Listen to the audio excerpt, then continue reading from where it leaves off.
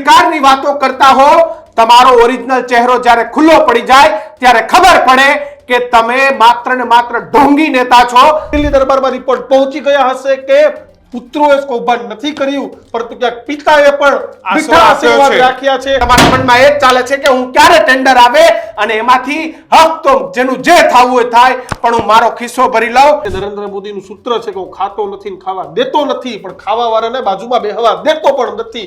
આ એનું સૌથી મોટું ઉદાહરણ છે। બસ હવે રાહ એ જોવાઈ રહી છે કે બચુભાઈ ખાબડ રાજ્ય કક્ષાના મંત્રી વાળું બોર્ડ એ ક્યારે ઉતારી લેવામાં આવે। એટલે નેતાઓને પણ સૂચના છે કે તમારે પણ બચુભાઈની આસપાસ ન ફરકવું। સચિવાલયમાં પણ બચુ ખાબડ આવતા નથી।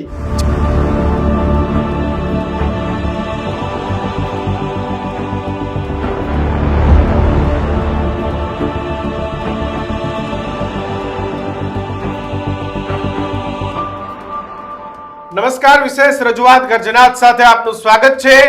મંત્રી પુત્રોને ભલે કોર્ટમાંથી રાહતના સમાચાર હોય, પરંતુ સરકાર દ્વારા મંત્રીશ્રીને કોઈ રાહત નથી। જી હા, બચુ ખાબડે એમના દીકરાએ જે કૌભાંડ કર્યું છે, કૌભાંડની અંદર ભલે તેમને કોર્ટે જામીન આપી દીધા હોય, પરંતુ મંત્રી માટે હજુ પણ કપરા ચઢાણ છે।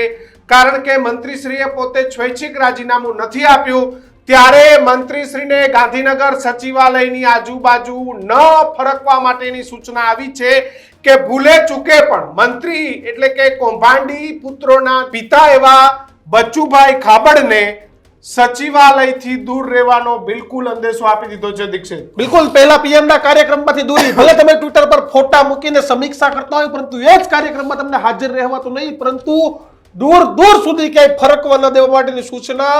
અને હવે એવા સમાચાર મળી રહ્યા છે કે ભૂપેન્દ્ર પટેલની સરકાર ઝીરો ટોલરન્સની નીતિ પર જે કામગીરી કરી રહી છે, અને એ ઝીરો ટોલરન્સમાં જો કોઈ મંત્રીનો કૌભાંડી પુત્રો કરોડો રૂપિયાને સરકારનો બૂચ મારી દે તો આ મંત્રીને પણ ચલાવી લેવામાં નહીં આવે।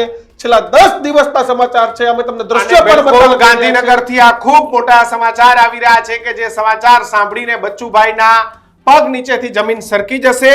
સ્વર્ણિમ સંકુલમાં દીક્ષિત મંત્રીજીની જે ચેમ્બરના દ્રશ્યો સામે આવ્યા છે કે પુત્રો પર ભ્રષ્ટાચારના આરોપ બાદ મંત્રી શ્રી સચિવાલયમાંથી ગાયબ થઈ ગયા છે। એમની ચેમ્બરના દ્રશ્યો જે ન્યૂઝરૂમ આપને બતાવી રહ્યું છે, ગુજરાતના રાજકારણના આ સૌથી મોટા સમાચાર કે જ્યાં મંત્રી શ્રીની કેબિનમાંથી મંત્રી શ્રી ગાયબ થઈ ગયા છે। ગુજરાતના રાજકારણમાં આ એવા સમાચાર કે જ્યાં પોતે મંત્રી હોવા છતાં પણ મંત્રીશ્રીએ જ પોતાની ચેમ્બરમાંથી ગાયબ થઈ જવું પડ્યું છે, અને પીએમ બાદ સીએમના પણ મોટા સંકેત છે। ભ્રષ્ટાચાર સામે ભૂપેન્દ્રભાઈ પટેલની સરકારની ઝીરો ટોલરન્સની જે નીતિ છે એ નીતિ અનુસાર મંત્રી ગાયબ। રાજ્ય કક્ષાના મંત્રી બચુભાઈ એ કેબિનેટની મીટિંગમાં પણ ન દેખાયા હોવાના સમાચાર છે। દીક્ષિત, એટલે સતત બીજી કેબિનેટની બેઠક છે તે દર બુધવારે એટલે ગઈ બુધવારે પણ આ જ બેઠકમાં મંત્રીજી ક્યાંય હાજર ન હતા, અને સતત આજે એટલે કે આજે પણ આ મંત્રીજીની ચેમ્બરના પણ દ્રશ્યો, આ જ પ્રકારના દ્રશ્યો ગાંધીનગરના પણ કે ક્યાંય મંત્રીજી છે તે દેખાતા નથી। હવે સચિવાલયમાં પણ બચુ ખાબડ આવતા નથી। જે પ્રમાણે જે નિર્ણય રાજ્ય સરકારે લેવાનો છે, જો કે અંતિમ મોહર દિલ્હીથી લાગશે કે હવે મંત્રી બચુ ખાબડનું રાજીનામું ક્યારે લઈ લેવું, પણ કિશન એ વાત બહુ નિશ્ચિત છે કે જ્યારે પીએમ મોદી ગુજરાત પ્રવાસે આવ્યા હતા ત્યારે પીએમ મોદી જો ગુજરાત પ્રવાસે આવ્યા હતા, જો બચુ ખાબડ સામે કઈ વાંધો ન હોત, કારણ કે પેરેલલ બે ટીમ કામ કરતી હોય છે। દિલ્હી દરબારમાં પણ તમામ રિપોર્ટ પહોંચે છે। દિલ્હી દરબારમાં રિપોર્ટ પહોંચી ગયા હશે કે પુત્રોએ કૌભાંડ નથી કર્યું, પરંતુ ક્યાંક પિતાએ પણ મીઠા આશીર્વાદ રાખ્યા છે તેવી ગંધ છે। એટલે તેના જ કારણે પીએમ મોદીએ બચ્ચુ ખાબડના વિસ્તારમાં કાર્યક્રમ કર્યો, છતાં પણ ક્યાંય ફરકવા દીધા નહીં। પૂર્ણ સૂચના પ્રશાસનને આપી દીધી હતી કે એક પણ જગ્યાએ પ્રોટોકોલમાં નામ રાખતા નહીં। બચ્ચુ ખાબડ બચ્ચુભાઈ રાજ્ય કક્ષાના મંત્રી હતા એટલે એમને ત્યાં આવવા કે તેમને બેસવાની કોઈ સૂચના જ ન હતી, પરંતુ બચ્ચુભાઈની સાથે બચુભાઈને ન બેસાડતા તમામ રાજ્ય કક્ષાના મંત્રીઓને, એટલે કે એક ભૂલના કારણે દીક્ષિત તમામ રાજ્ય કક્ષાના મંત્રીઓએ નીચે બેસવાનો વારો આવ્યો। કોઈને પણ સ્ટેજ ઉપર એ સ્થાન ન મળ્યું, કારણ કે બચુભાઈને ન મળ્યું એની સાથે તમામ મંત્રીઓની બાદબાકી થઈ। પરંતુ બચુ ખાબડની આ ઓફિસ છે દીક્ષિત, કોઈ મળવા પણ નથી આવતું, કોઈ શુભેચ્છા પણ આપવા નથી આવતું. ઉનાળાનો સીઝન છે, કેરી આપવા પણ કોઈ બચુભાઈને ત્યાં આવતું નથી.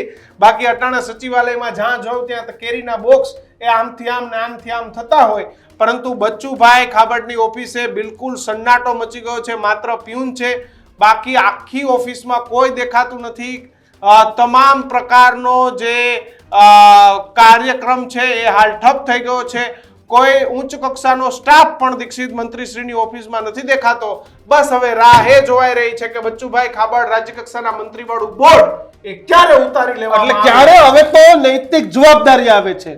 આપણામાં એવી નૈતિક જવાબદારી હોય ને કે ભાઈ જે પ્રમાણે મીડિયામાં, જે પ્રમાણે પીએમના કાર્યક્રમથી દૂર, જે પ્રમાણે બે કેબિનેટ બેઠકથી દૂર, જે પ્રમાણે બચ્ચુ ખાબડને તો એવી સૂચના છે કે તમારે તો સચિવાલય આસપાસ ન ફરકવું, પણ એવા નેતાઓને પણ સૂચના છે કે તમારે પણ બચુભાઈની આસપાસ ન ફરકવું. કારણ કે જો કોઈ ફરકશે તો પછી તવાઈ આવે.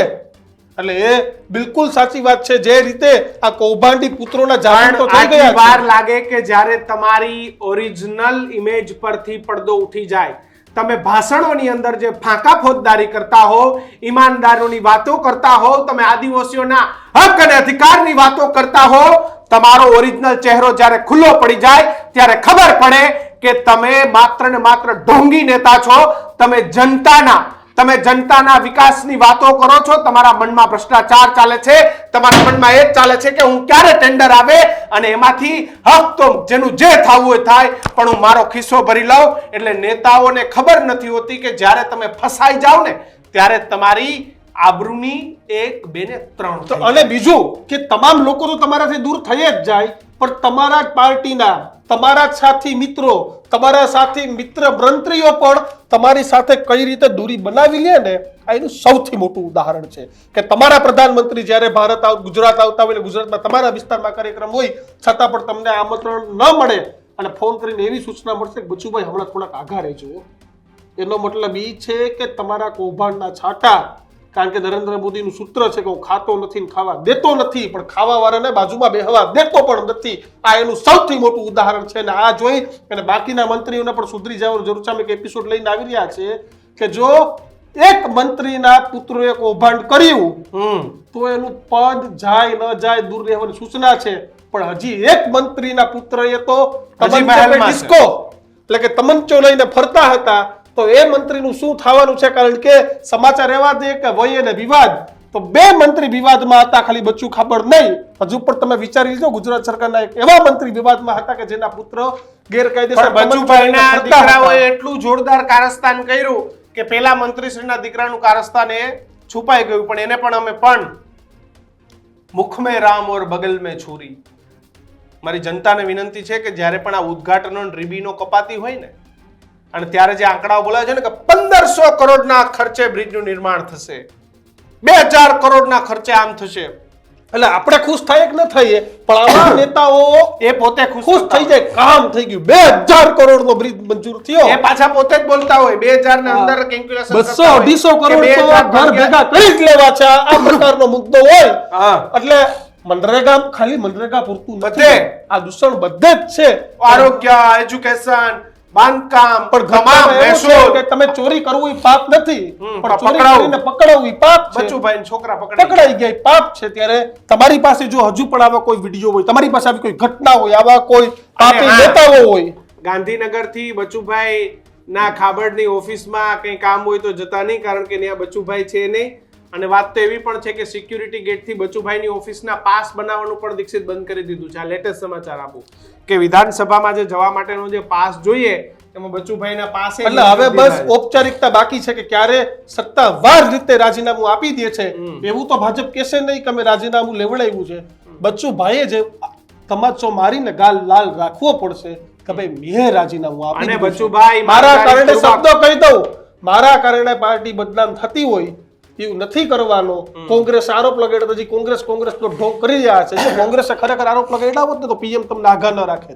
કોંગ્રેસ તો ઓપરેશન સિંદુર ઉપર ને મોદી સાહેબ ઉપર આરોપ લગાડે છે, તો એનો મતલબ એ નથી કે બધી કોંગ્રેસના આરોપ હોય. તમારે હવે તમે આરોપી થઈ ગયા છે, લેવું પડશે. હા, એટલે આવા બચુભાઈ જેવા કોઈ પણ હોય અને કૌભાંડ કર્યા હોય, ભાષણોની ભાષણબાજી ફાંકાબાજી કરી હોય અને પછી એમને ભ્રષ્ટાચાર કર્યા હોય, તો અમારા નીચે આવેલા નંબરોમાં ખાસ અમને વિડીયો મોકલજો તો અમે જોશું, ન્યાય આપવા જેવો હશે તો ખાસ ન્યાય આપશું.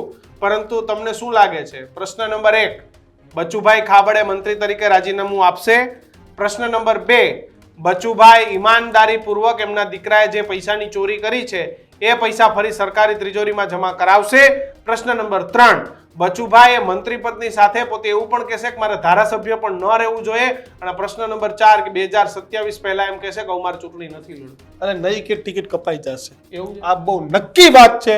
હું પીએમ મોદીને જે રીતે ઓળખું છું, આવા લોકોને ન ચલાવી લઈએ એટલે ચલાવી લેશે તો ભાજપ માટે પણ નુકસાની આવશે ને વિપક્ષને મુદ્દો મળશે. એવું ભાજપ બિલકુલ નહીં થવા દે. ત્યારે હવે તમને શું લાગે છે આ ઘટનાને લઈને, બચુ ખાબડને લઈને, તે કોમેન્ટ બોક્સમાં જણાવજો. અને આવા જ ઘટના જોવા માટે જોતા રહો ન્યૂઝરૂમ. અમને આપશો રજા. નમસ્કાર.